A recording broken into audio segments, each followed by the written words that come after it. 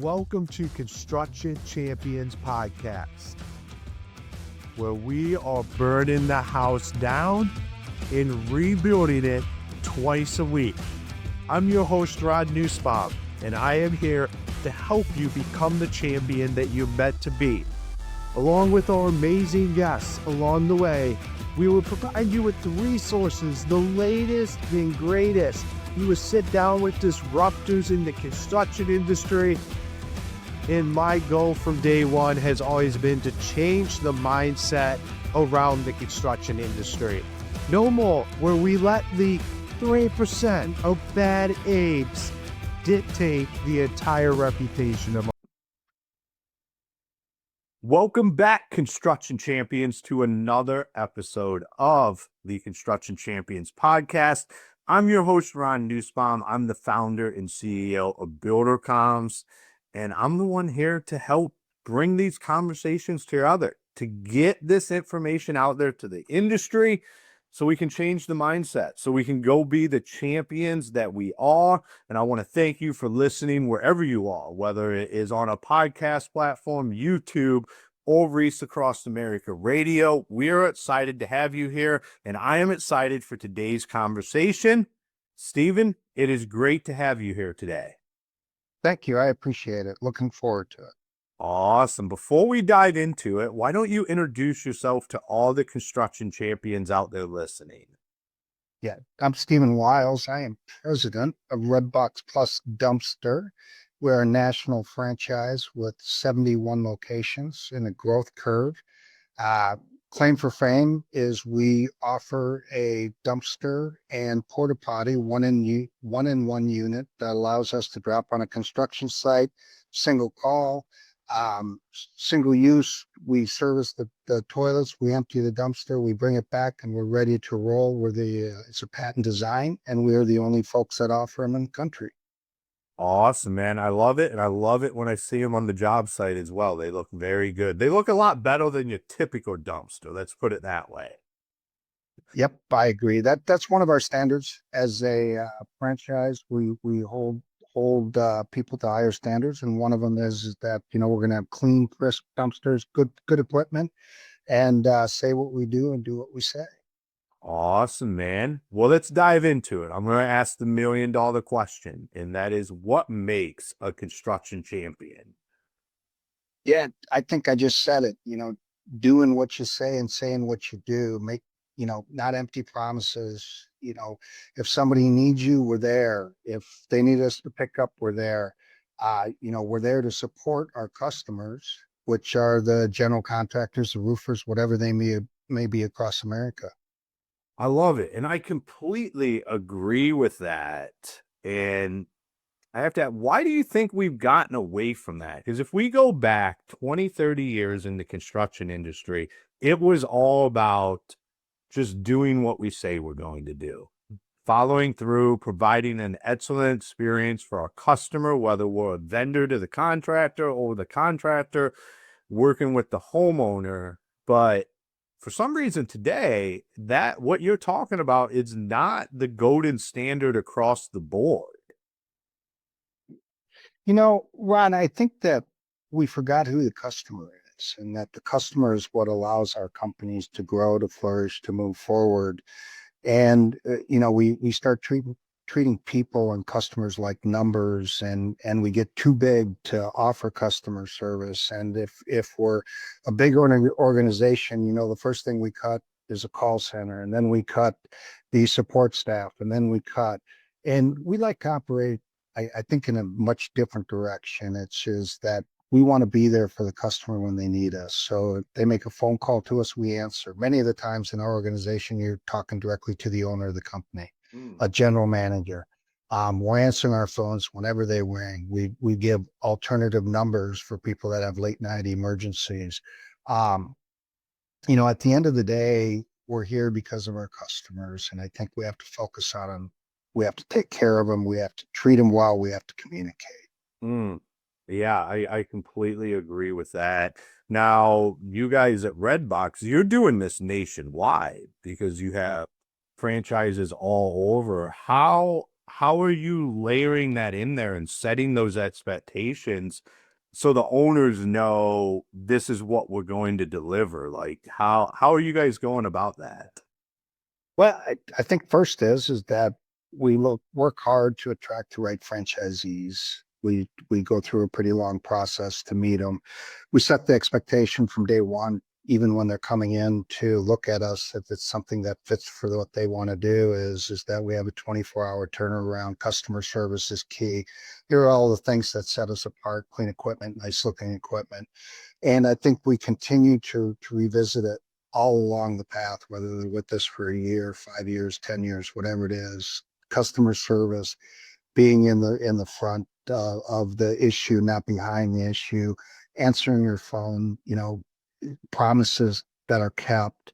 Um, I think it's instilled, and it's instilled really from us down to the owner, and then of course the owner down to their team. Small organizations, so we're running with 4, 5, 6 employees, so it's also easy to manage that. Um, but I think it has to be in the forefront. You have to think about it every day. You got to get up every morning saying, okay, today's another customer service day, Hmm. and push through.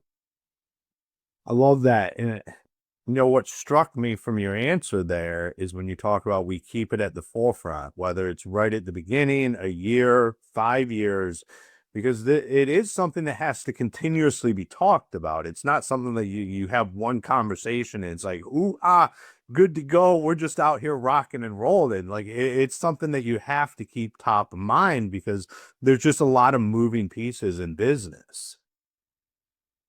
That's correct. And I think it also is finding out what the big guys don't do and focusing on what we should do. And again, we keep coming back to it, but 24 hours in our business, when you're done with the project, you've got things that you're winding down.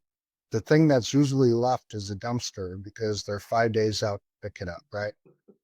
We don't want to work that way. What we want to do is we want to be the first person called and the first person there, or even the last person called and the first person there to pull it because we realize how important it is.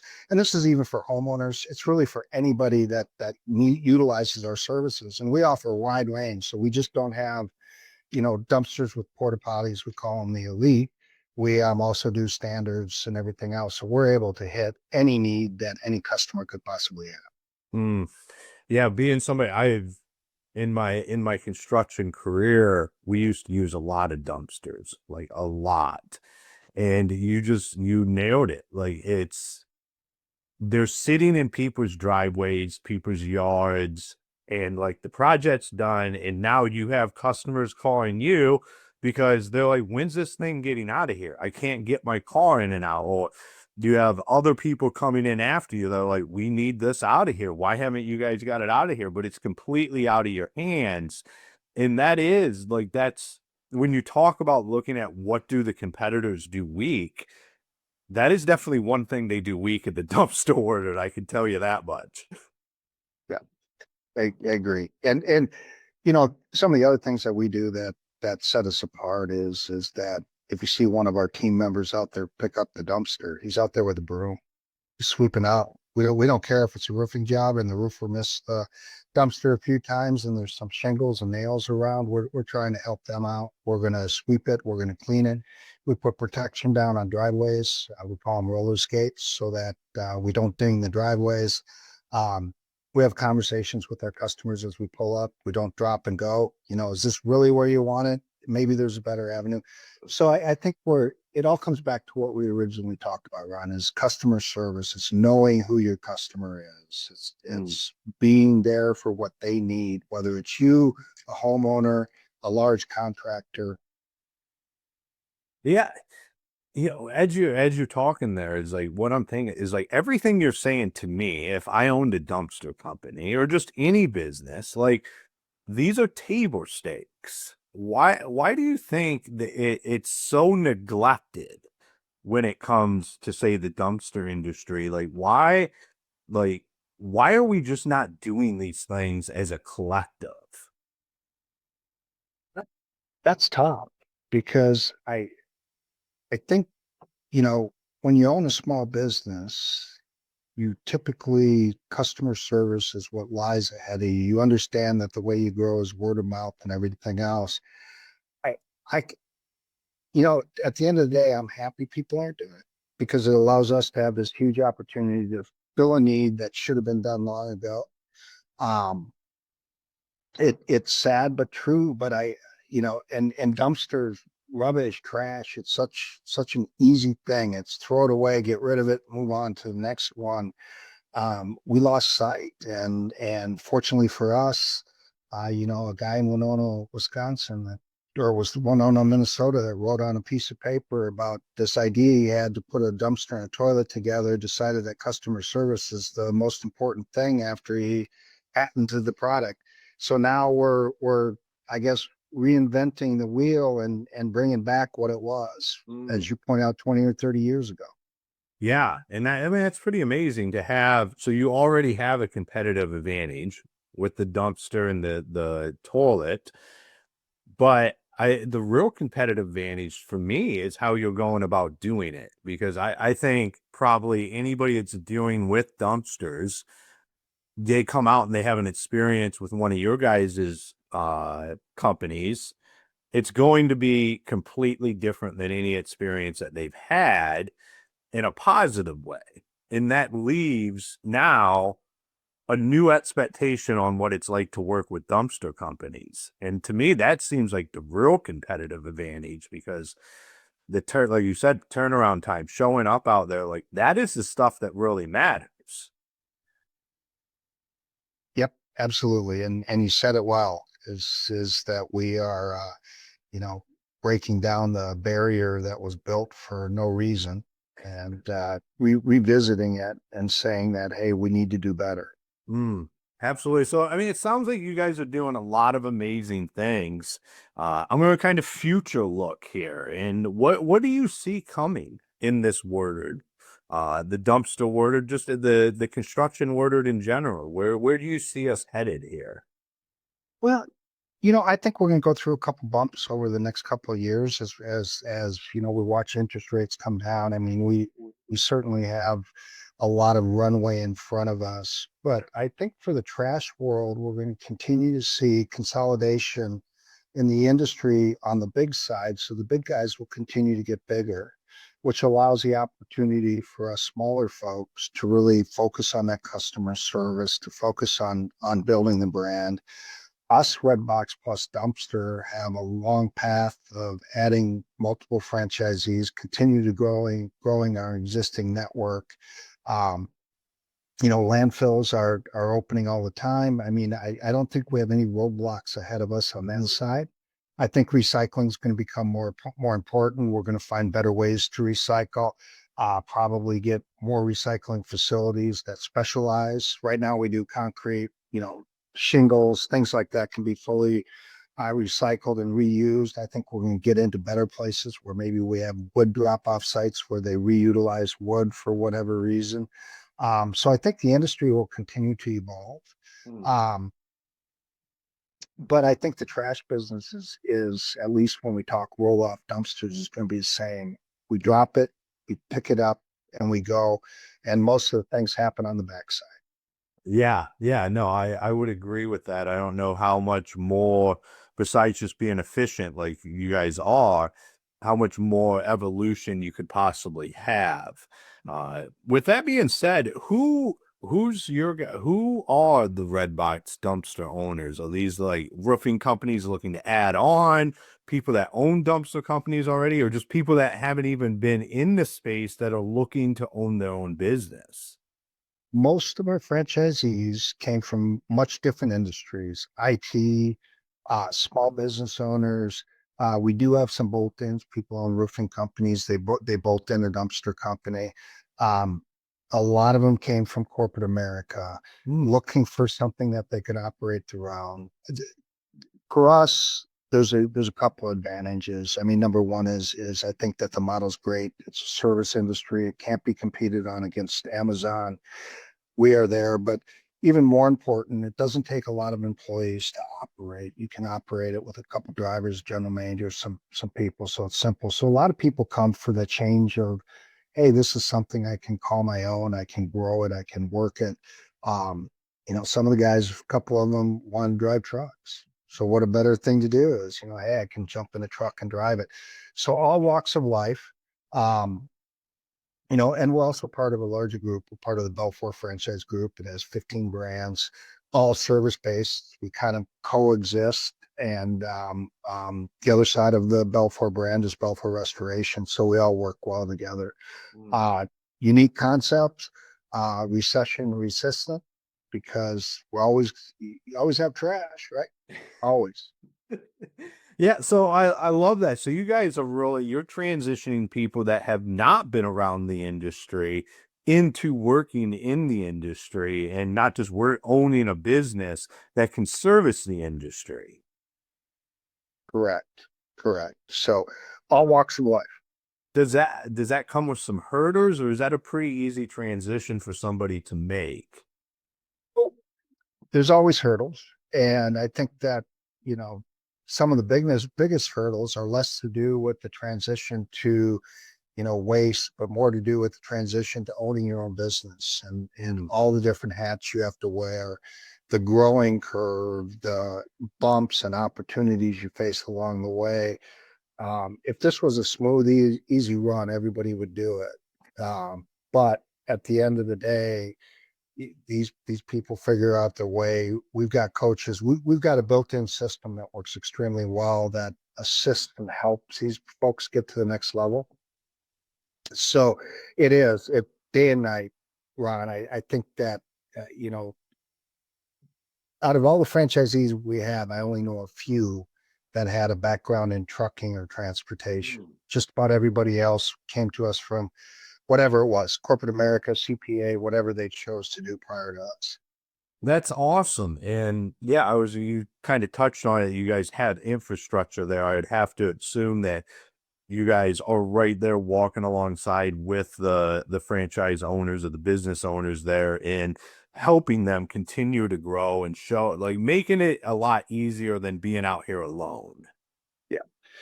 They've got somebody alongside of them all along the way, whether it's a marketing person, it's a coach, it's somebody answering the simple questions of accounting and everything else. I mean, we're really a support mechanism.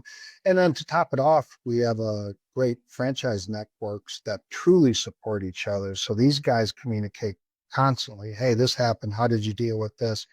So a lot of heads, lots of eyes, lots of communication helps everybody to whatever the next level is.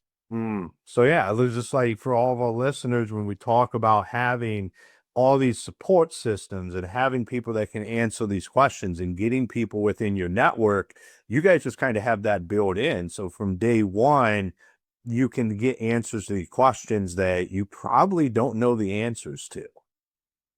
Correct, correct. And we start our process with meet the team day. So folks come in to meet us, see if we like them, they like us. And then we go to a launch, which is 45, 60, 90 days, where we really take somebody who's never done this before from, you know, welcome aboard to here's 26 things that you need to do over the next 30 days to prepare yourself for being in business. And we walk them all the way through. And then we get to the part where they truly launch, where their trucks are at their yard, we're doing their build out. And then we switch the crew, and some other folks come in with some other talents and help them to the next level. Hmm. That's awesome. That takes a lot of the stress off of it. And I'm sure it's still a stressful situation, but you're alleviating a lot of that by just we've done this before. This isn't our first time doing this. Absolutely. Absolutely. So what would you say to anybody listening out there that might be on the fence of jumping into something like this? Like, they're thinking, I would like to go, they're trying to figure out what they want to do. They're looking for something different. What would you say to them? I'd say first off, research, research, research. You got to make sure that your passion fits and aligns with whatever it is, your brand, whether it's Redbox or something else. If you don't have passion for what's ahead of you, you're probably not going to do well at it. So if those align, and it happens to be a Redbox, they can reach out to me, they can reach out to our team, and we're more than happy to walk them through the initial stages, meet with them, talk to them, what the investment is, and figure out if it's a good fit for everybody. We aren't looking to add people. We're looking to add people that want to be in business and grow and passionate about it. They hit the standards that we talk about. But just over for anybody that wants to make the move, I think passion is the key. I think you got to be passionate about what you're doing. You have to have that right mindset that you're going to make it. It's not easy, but at the end of the day, it's worth it. Yeah, passion is definitely something you have to have when you're going into business. I say all the time, being a business owner is not for everybody. And you're going to have some passion, desire, and love for whatever you're doing, because if you don't have that, it's going to really make the hard days hard. And typically your journey as a business owner fairly short, because it's hard to get up every morning and work as hard as business owners do and not have that passion to just love it.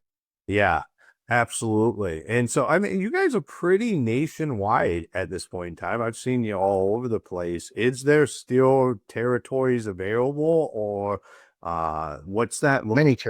Many territories. We have full states that are available. We have territories in states that already have franchisees that are available. Um, you know, all you need to do is make a phone call and we can answer those questions. But we do have national presence, so we're in 71 different areas. We are, Florida, kind of that East Coast rim is where our heaviest population is. But across the United States, we've got wide open territories. And even if you're not sure, even if you see one down the road from you in Texas, give us a call anyways, because we may still have an area that works. That must be why I see them. It's because I spend most of my time over here on the East Coast. So Yeah. I see them out and about. So for me, it's a pretty regular occurrence to see a Redbox dumpster, especially being here in North Carolina, where if you're doing a job, if you're pouring a permit, it's required to have a porta-john on site as well. So you guys fill the void for guys that need the dumpster and the porta-john as well in one. So that's why I see them around here, because I'm in this area and I travel down to Florida and stuff. So that would be why I see them probably more than a lot of people. Yeah, yeah, and I think a lot of people do see them. I mean, we've got a great concentration in Texas. We're up in Minnesota. We're in Michigan. I mean, the list goes on and on and on. So, we do have a presence in many states. But as most things, big truck ride wise, you don't drive 100 miles to pick up a dumpster. So there's multiple areas, there's multiple territories, multiple landfills. So again, if somebody's interested, we'd love to have a conversation. Awesome, man. Well, this has been a great conversation here today. For everybody listening, if they wanted to connect with you, learn more about it, what's the best way for them to go about that? Well, best way is look us up online, Redbox plus Dumpsters, LinkedIn. I'm on it. Stephen Wiles is my last name, Wiles, and you can friend me there or connect with me there. Send me a message. Email works, swiles at redboxplus.com. Or just look up Belfour Franchise Group and you can see 15 different concepts and click on them and it'll take you where you need to be. Awesome, man. Well, thank you for taking time and being on the show today. I appreciate it. Thanks for having me. Awesome. All right, construction champions, another episode in the bag. Well, once again, we dove into the customer service side of things, which is what we're really having a lot of conversations around this, because it really, really matters whether you're Redbox that's serving the construction industry, where your customer is that contractor, then default the homeowner. Because if you have a dumpster sitting in somebody's driveway and they look really nice, so homeowners are going to be knowing who to call if they're wanting that thing out of there. But customer service matters so much, and it's just the expectations. It's keeping it top of mind. I believe, like I've said on here over the last few months, is we are at a cusp where we are about to go back 30 years ago where customer service really mattered in the construction industry, because over the last 15 years, we've lost sight of that. It hasn't been as much about this is what we're going to do and doing it and following through and having these conversations like it used to be. And I believe that is what's going to change the industry going forward. I love having people come on here and talk about how they're doing it. And that's what they're doing at Redbox. They're taking an industry that the standards are very low. Like, let's be honest, I'm a straight shooter here. I call a spade, even myself in the construction industry, but the dumpster industry, it's a very low like they are just out there dropping dumpsters. And here they come in and they're like, we're not going to do it that way. So you can do the same thing with your business. Just because every other contractor or builder is doing it a certain way in your area doesn't mean that's how you have to do it. You can come in and say, we're going to do it different because this is the right way to do it. And that's just how it should be being done. And then you're going to see the same success that they are having, where it just makes sense. Once you have one experience with me, you're going to continue to do business with me because it makes everybody else look like complete crap out there. So construction champions, until next time, be the champion you're meant to be.